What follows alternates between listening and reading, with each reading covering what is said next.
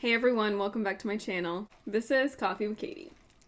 I have a Georgia peach green tea from 7 Brew today because I'm just kind of leaning into the spring vibes, peach, all kinds of stuff. So spring is upon us, but also it's actually kind of sunny today. So today's video is going to be a little bit different. I'm going to be talking about all of the Dramione fanfictions that I have read.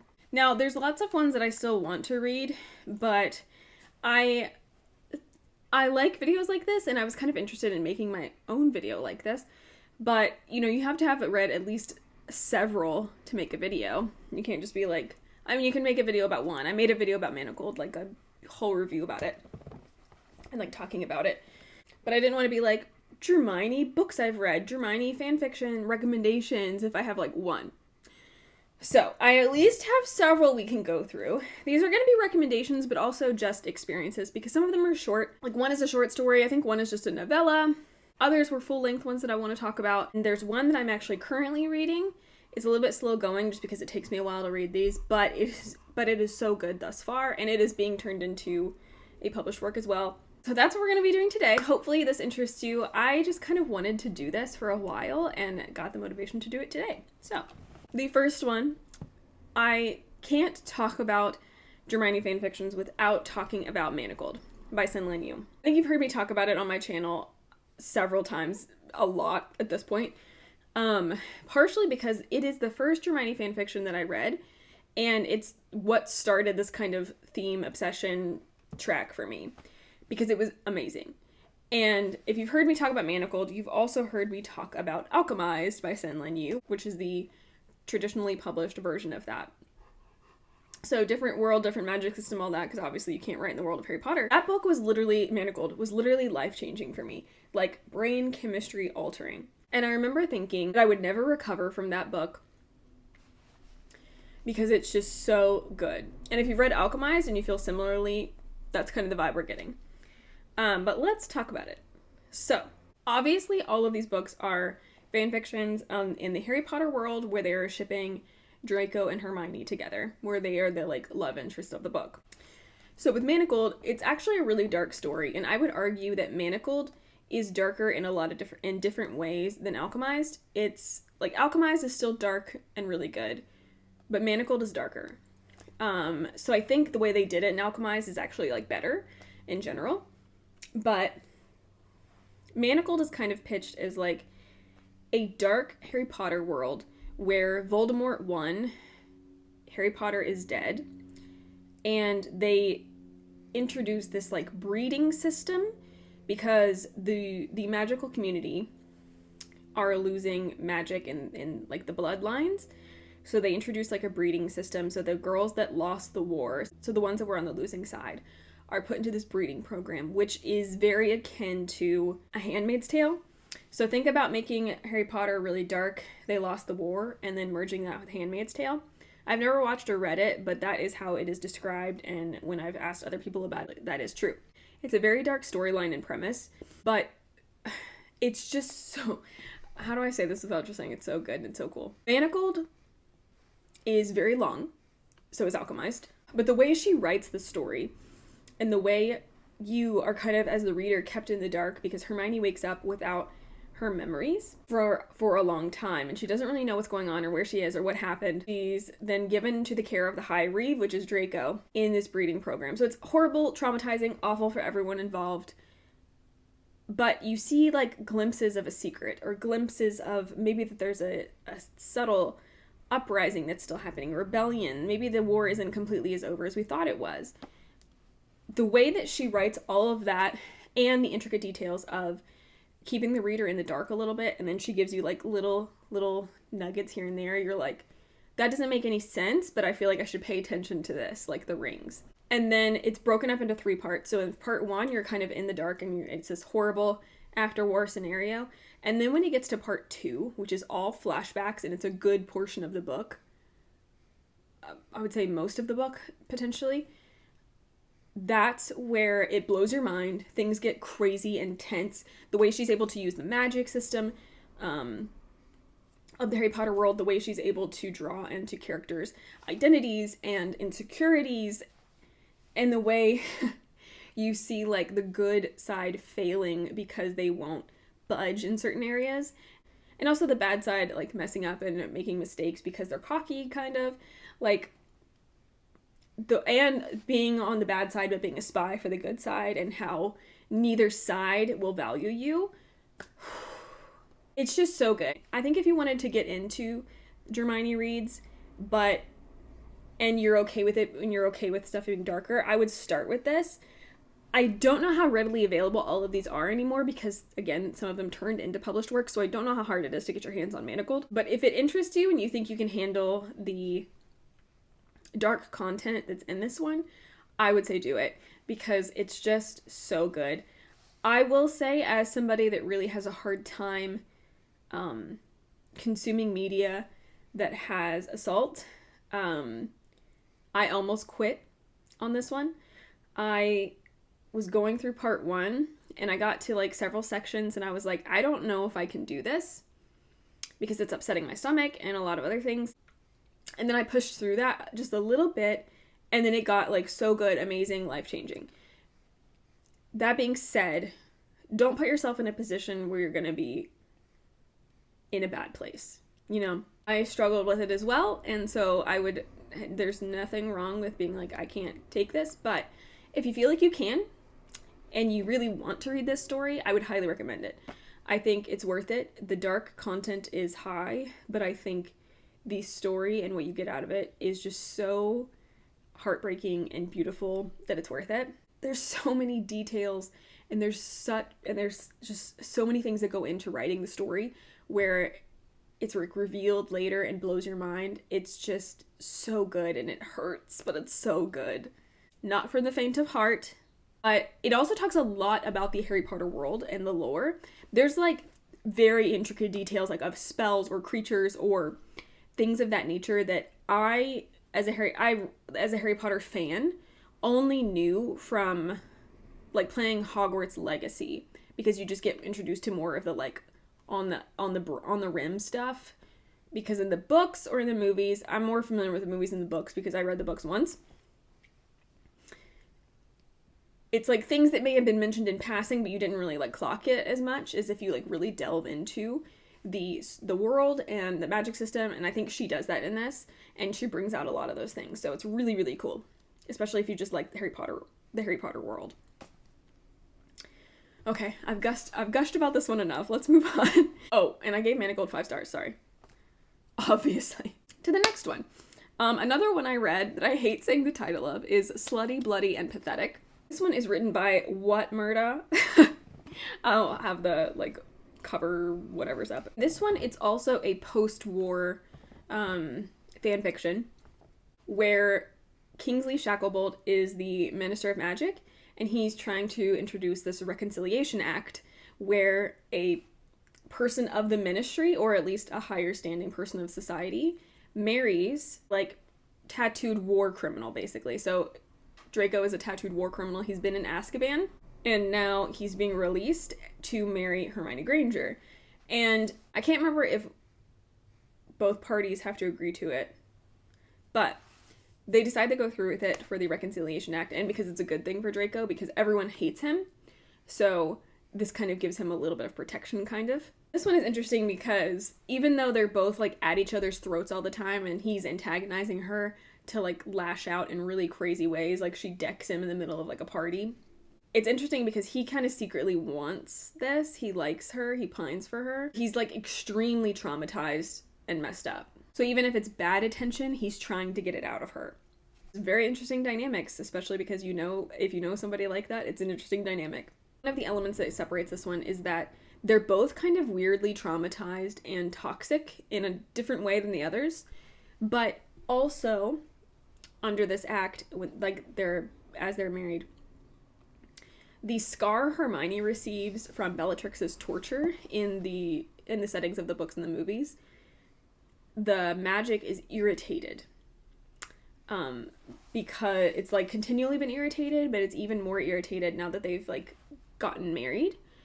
And his blood helps with this like irritation and curse because it keeps getting worse and worse and worse. And his blood helps it. So there's like some interesting magic involved in this So he will like help her. They like make deals together so that she'll give him some attention and she'll give him the time of day and he'll give her some blood to help her heal. It's not like we're doing this out of the goodness of our hearts. They both are kind of manipulative and vicious about it. And in the midst of this, there's a lot of like blood purity politics. There's kind of like this syndicate, not even that, like the people that were Death Eaters that somehow made it out of this unscathed are still kind of secretly harboring this prejudice and trying to do like underhanded tactics in politics to kind of rise back up. But Draco, because he's very loyal to his wife, will like blackmail and do things that he has to do that's really awful and shady that Hermione would never do to help her and to keep that from happening. There is like other plot points going on and like a lot of underhanded, underground political grossness. Also in this one, I don't know if you care, in this one, Neville Longbottom is like a bounty hunter. He is vicious, and it's kind of strange when you're thinking about him as a character. Like, he's kind of vicious, and he hunts Death Eaters. And doesn't get caught, apparently. And there's, like, some black market stuff. It's interesting, where they, like, sell potions on the black market. I remember enjoying this a lot, and I thought, like, it'll just be kind of fun and silly, but I didn't think I would like it that much, but I ended up liking it a lot more than I thought it was going to. So if it interests you, I would read it. I ended up giving it 4 stars. Very different type of fan fiction, I would say. So if it sounds like you would like it, give it a shot. Why not? But it is different. Like the trauma, the way that they mentally handle all of it, the trauma both characters have, the way they interact with each other. Like, it's all pretty awful and toxic. But I had fun. It was interesting. I liked the unhinged Draco. It was crazy. And I think the reason people like these, and well, a reason people like these, and Draco specifically is in these fan fictions, is that he's like the morally gray type of character we like in a lot of fantasy books. So it's kind of like that. The next one is super short. It's a short story, I believe. If not a short story, it's a novella, and it's A Marriage of Convenience by Sin-Lin Yu. Because if you don't know, she actually wrote several Dramione fan fictions. Manacled is just her biggest and most well-known. And I would like to go through all of her works at some point, but I did read this one. Like I said, it's a short story. It's really cute. I think I would have preferred more yearning in this one, but in this one, Hermione and Draco elope because Hermione thinks that as she works in the Wizarding Gabbat, that this will help her secure a proxy vote for this law that she wants to get passed. Like, it literally says, if you read the description, it says, people and papers shouldn't be allowed to go around insinuating that she'd exploit the sanctity of wizarding matrimony and the entire legal system simply for the sake of passing a few revolutionary pieces of legislation. Obviously, she eloped with former Death Eater Draco Malfoy because of her hidden domestic side. Like I said, very short, cute. Like, I think it was good, but it just wasn't enough. Like, I understand that it's a short story, I understand what's the point, kind of, but it wasn't enough for me to be really invested and to care a lot, so it just felt too fast for all of it. I didn't get the depth of the character development and the relationship development for me to care a lot, but it was still fun, so I think if you have, like, a few minutes and you want to read it, do it. It's just like a little fun story if you were just, like, waiting around for a little while. If you're just, like, in a waiting room or something, like, I don't know. It's a fun little thing. I gave it 3 stars. Gotta get going. This video's gonna be too long. The next one that I read is The Auction by Loves Bitka 8, and this one, the traditionally published work is Rose and Chains. The first book, anyway, of that trilogy is Rose and Chains. I really like The Auction, so I also really love Rose and Chains, so I was excited that was one of them that was getting published. This one, I think, in my opinion, is the darkest of them all. Other people think that Manacled is. I kind of disagree. I think this is much darker and in a much more overt assault type of a way. So this one was hard for me to stomach. It took me a lot longer to get past it than it did for Manacled. I do think it's worth it, but I think it's a lot. In this one, it's also post-war. So technically at the beginning, it's just now that the war is like ending. They're at like the final battle of Hogwarts, and then something takes a turn and start capturing all of the people that were on the Order of the Phoenix, the good side, they start taking them all captive. And then as they have, like, taken all these people prisoners and captive, not everyone is captive, some people escaped, and they're, like, a rebellion that's, like, hidden out somewhere. They take the survivors, men and women, and they auction them off to the highest bidder, and they are your slaves. And you can do whatever you want with them, whatever that means to you. It's vile and upsetting, but as Hermione is auctioned off, she's desperately trying to find out if her friends are alive. So she's trying to figure out where Jenny went. She's trying to figure out why Pansy Parkinson was also auctioned off, since she is, a Slytherin and was on that side for a very long time. And she ends up getting auctioned off to Draco, and she's trying to figure out why they bought her and why she's, like, stuck with them. And then they have to attend these, like, parties in the castle that has been, like, taken over by Voldemort's crew. And they have these parties at this, like, manor, and she's not allowed to speak to the people she knows. So she's not allowed to speak to the other women that are in this situation because they don't want information being passed. They don't, like, you're very isolated. You're not allowed to, like, talk to people that you know. You're not allowed to leave. In the auction, there's this magical inscription. So after you're sold, there's a magical writing that will go across your wrist. So it has Draco's name, and then she is confined to the property unless he takes her through the barriers. So it's extremely stifling and isolating and terrifying. And she's just like, I don't know what to do with myself. I'm stuck. I can barely get information. I don't know what's happening. Then she's taken to these awful parties where people are just, like, severely abused, and it's disgusting. For some reason, Draco seems to be not as bad as everyone else, and she doesn't understand why. And she starts to try to utilize the Malfoy Manor with the library and the information that she can find with, like, newspapers or whatever to try to figure out what's happening, because she's convinced that the rebellion is still alive, and she's convinced that she can help, because part of the reason they failed is because they didn't kill all the Horcruxes. And she knows Nagini is the last Horcrux. Because in this one, Harry Potter is also dead. Nagini is the last Horcrux. And they know that if they kill the snake, that they can kill Voldemort, who's still alive. And so she's like, I have this information. I have to protect it in my brain so it doesn't get brought out with legitimacy from Voldemort, who calls upon her to come and, like, he rifles through her brain. She's trying to convey this message somehow, but also can't communicate with anybody. So she's like, I have to keep this information. I have this information. How do I get this out to the right people so that this war can turn and we can save everyone from Voldemort? But in the midst of that, she's also trying to play into this, like, political, awful, disgusting game at these social parties. So that part is really hard to stomach, but I loved the women in these awful situations that are trying to escape, that are trying to help each other, that, like, desperately trying to figure out what they can do, while also maybe finding an ally she didn't expect. So this one was also super good. I think the published work is deviating from the story in several ways, but I think it's also interesting, and I like that because I don't want to, because even though I love the auction, I like that I'm getting kind of a different story. I don't necessarily know where it's going to go completely in Rose and Chains. So I gave auction 4 stars, but it's also very long and very dark. So just bear that in mind as you decide if you want to read any of these. The next one is Draco Malfoy and the Mortifying Ordeal of Being in Love. This one is so good. This one's much lighter and funnier, and I had such a good time with it. It's so fun and funny. I also ended up giving this one 5 stars. So this is the second 5-star of this genre, if you will, this section of fanfiction.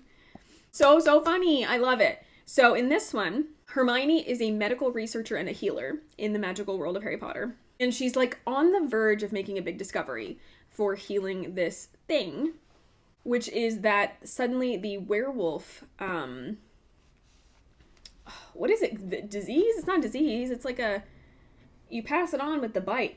There's an uptick in werewolves, and they're not sure what's happening. They're not sure how it's happening. It seems targeted at this point. It seems like it's not accidental, and it's not just a werewolf losing it at some point. It seems very regimented and it's spreading a lot. And they're trying to figure out what's happening and why. And she's also on the verge of potentially curing Lycomanthy, which is crazy for the wizarding world. That's like curing cancer, right? Like that's the equivalent. So because of that, she's got a target on her back. Everyone wants her dead. She can't talk about it with anyone. She can't explain what's happening. It's so secret because they know that if anybody knows what she's going to be working on, that they will try to kill her. So Draco in this world is an Auror. He's a good guy.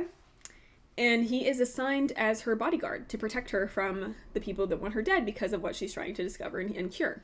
They both hate each other also. They're both like, not in the enemies like we're actually enemies on an opposite side of a war type of a thing.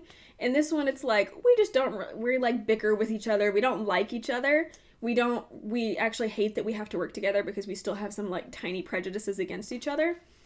But it's not the same level as the other books, because in this one, he's like an Auror with Harry Potter and Ron Weasley. And they banter back and forth, but they're not enemies. The guys, anyway. But Hermione still has a chip on her shoulder because of school, understandably. Draco's not a big fan of her either. But in this scenario where he gets assigned to her, the bodyguard trope is so fun. I loved it a lot. And this one has a published work that's The Irresistible Urge to Fall for Your Enemy, but the storyline is extremely different. There's like a little bit of her being a healer and him being an assassin, but again, that's very different. So I think you could read both and enjoy them both and not feel like you're reading the same story at all. This one's pretty slow burn, and I just like it. There's a lot of just like funny things they get up to because Hermione is so close to curing this disease that she goes on these insane missions where it's illegal and like she shouldn't be doing it. And so Draco's like, you can't do this, you're gonna die. And she's like, but we have to solve it. And he's like, I have to keep you alive. It's really fun. I had such a good time reading it. There's just so many things I could talk about with this one, but I think that should intrigue you enough. And I've talked way too long in this video already, but this one, like I said, it's more of the light humorous side, but there are plot points where it's tense, you're scared. There's people are trying to kill Hermione. Like, there's a lot of other things going on, but it's just so fun and enjoyable. There's this scene, if you've seen people talk about it, people freaked out about the end pages on one of the Irresistible Urge books because they wear these like heart-shaped sunglasses. It's so funny. I loved it so much. I also like that he's on the good side. Like, he's friends with Ron and Hermione, so like he's an Auror and he's in the Auror community, and so they like back each other up as well. I liked it. It was different than the other things I had read. Next one is Breath Mints and Battle Scars. This one's by Onyx and Elm. This one is also really, really good, but it is on the darker side as well. It's a different type of dark. It's just, I'll explain. In this one, it's also post-war, but they're still in school. So it's like the year after the war, I think, where they're all like going into their final year of school. And Draco is like ostracized because of that, because he was a Death Eater and his dad is in Azkaban, and he should have been in Azkaban, you know, potentially, but he was excused because of the ways that he did help them. The other Slytherin kids were excused because of it was the sins of their parents, and there were things that they did that redeemed themselves a little bit. But in this one, it's interesting because there's a lot more contention and prejudice in the reverse, where now the prejudice is towards all the Slytherins and all the kids of the Death Eaters, and how ostracized and mistreated they are and bullied. But it's more than that. It's the prejudice. It's the you are like scum of the earth type of a thing. And it's kind of sad.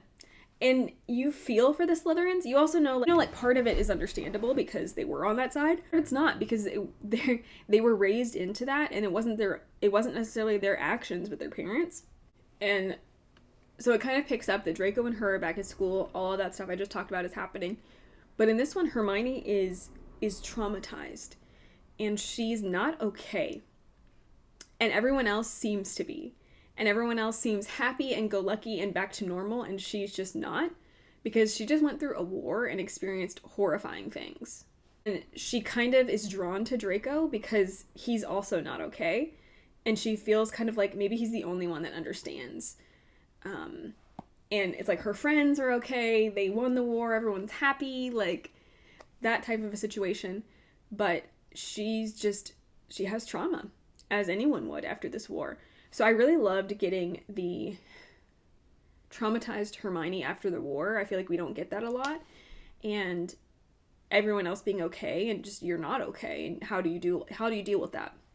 I appreciated that it does delve into that when you after a war, things aren't always right and lovely and okay. Like, that's not how it works. And there's a lot of things you have to work through. And I appreciated that. I appreciated that Draco and Hermione both have that, and they have this contention, but then they kind of almost start to appreciate each other because of it. There's a lot of things going on, like I said, with the Slytherins being prejudiced against, and potentially something huge happening that could devastate all of their lives. So there's other things in the plot going on with this one as well, and there's like some court scenes and stuff that was interesting if you like court dramas or watching court TV. There's kind of some of those things with investigations and testifying and trying to build a case to free somebody from guilt. Kind of building a case so that somebody doesn't get like arrested and put in prison. So, liked this one a lot as well, in a different category of its own, but also very good, and I gave it 4.5 stars. One more that I've read, and then one that I'm currently reading that I'll touch on briefly. The other one that I read is Stranglehold, and this one is by Emeralds in the Dark. It's also kind of a shorter story. Let's see, I don't remember. Yeah, it's 1,400 words. 3 chapters. In this one, it's kind of it's like an accidental thing that just ends up being really funny. Theo convinces Draco that it's easier to roam around the castle if they polyjuice as Ron and Harry, I think. At least Ron and another person of Gryffindor. They decide that it's easier for them if they do that because they don't get in trouble as often. Because they think they won't get in trouble. So they decide to do that, and Draco polyjuices as Ron. And then Hermione runs into them, and Draco sees how far he can push it, and they kind of end up in this situation. And then they kind of end up in a situation, he like wants to kiss her and stuff. And then in the midst of all of that, his polyjuice fades, and she realizes what's happening and who he is. And she's absolutely horrified, but also can't get him out of her head. And same for him. And so they just have this like weird story, but it's really funny. I just like the polyjuice potion mix up. I thought that was like a funny plot device to incorporate in the Harry Potter world, because that had to have happened. It's just funny. It's kind of like what happened in the Deathly Hallows, where Ron becomes the Ministry of Magic person, and then he's married, and then that situation. But this one's like funnier because they're all kids in school. I ended up liking it. I don't think I ended up rating it because I couldn't find it on any of the platforms, because you're not supposed to rate. Apparently you're not supposed to rate fan fiction, but I do. So I remember liking this. It was fun. I'd probably give it like 3 stars, but it's a shorter one. So I feel like if you wanted to like dip your toe in kind of the Dramione world, this would maybe a good place to start if you want something that's super short. You could try this one out. I'm not gonna tell you it's the best thing ever, like I would demand that you read Manacled or something, but it was cute, it was fun. Those are all of the ones that I've finished. There is one that I'm currently reading. I've been reading it for a while. It's really bad, but I'm really enjoying it. I think it's gonna be great, and I recently learned that it was being turned into a published work as well, so I hurried up and downloaded it so I didn't lose access to it, and that's Secrets and Masks by Emerald Slytherin. This one is another really long one. And interesting for a lot of reasons thus far. But in this one, it's 9 years after the battle. But in this one, it's 9 years after the Battle of Hogwarts.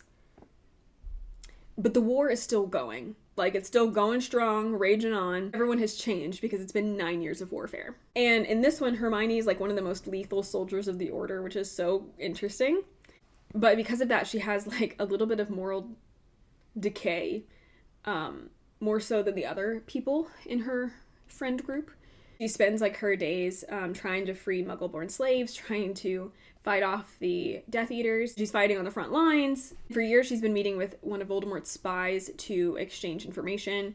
They're like in the Voldemort army, but they're meeting secretly. They both have secret identities and all this stuff. They, like Hermione as well, they meet together, they exchange information, and they're trying to help Hermione's like identity, secret identity, get upper hands or win in some instances. Then she's captured by Draco, and he's keeping her as a prisoner. And he tortures her by rifling through her mind to try to get information out of her. But she's been like training in this for 9 years to keep her mind in lockdown, so it's very, very difficult to penetrate. And he is like continually just like doing legilimency, like performing legilimency on her until she's like bleeding out of her eyes and nose. Like it's bad. But again, I haven't finished it, so I don't know how it works. I don't know how everything works out. But there is a dragon. Draco has a dragon, which is so cool. Like, why didn't we have this in every other one? I said I can't give you much more of that, and I haven't finished it, so I don't have a rating, but I do like it thus far, and I think it's going to be really good. It's turning into a published work if you want to check out that version. It's going to be Under the Iron Sky is going to be the traditionally published version. I think it comes out in November, but those are the Dramione fanfictions that I have read, and I guess recommendations for you as well. I would love to know if you have any Dramione recommendations for me. If there's ones that aren't on this list that you're like, you should read this, please let me know. I would love it. Or if there's any of these that caught your attention and you want to read one, I would love for you to comment it down below. I've won you over to one of them. I never thought I would make videos like this, but they're just so good that I just got sucked into reading a lot of them. So it's been fun. Thank you so much for watching, but that is it for today's video. Please like this video if you liked it, subscribe if you want to, and I will see you next time. Stay safe and caffeinated. Bye.